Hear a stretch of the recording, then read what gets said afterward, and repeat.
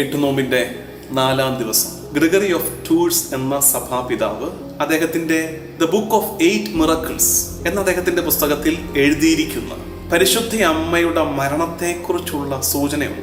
അദ്ദേഹം എഴുതിയിരിക്കുന്നത് ഇങ്ങനെയാണ്: പരിശുദ്ധ അമ്മ മരണാസന്നയായി, അവളുടെ ഈ ഭൂമിയിലെ ജീവിതം അവസാനിക്കാറായി എന്നറിഞ്ഞ ശിഷ്യന്മാർ ലോകത്തിന്റെ പല ഭാഗത്തേക്ക് പോയവര് അവര് തിരിച്ചു വന്നു. ദേ ഗാദേർഡ് ടുഗദർ. അപ്പൊ മറിയത്തിന്റെ മരണം സംഭവിക്കുകയാണ്.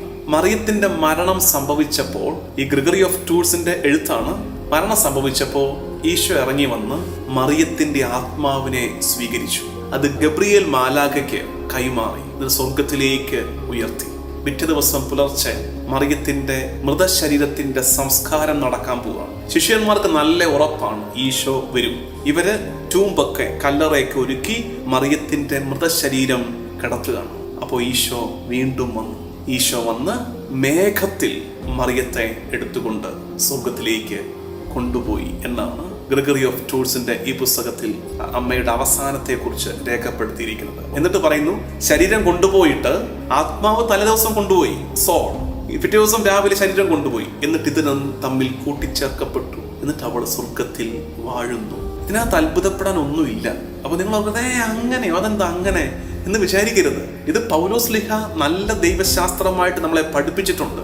ഈശോയോട് കൂടെ കുരിശിൽ മരിക്കുന്നവർ, ഈശോയോട് കൂടെ പാടുപീടകളിലൂടെ കടന്നു പോകുന്നവർ നിശ്ചയമായും അവനോട് കൂടെ ഉയർത്തെഴുന്നേൽക്കും.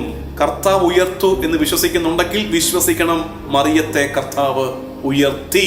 മറിയത്തെ കർത്താവ് ഉയർത്തിയെങ്കിൽ നമ്മളെയും കർത്താവ് ഉയർത്തും.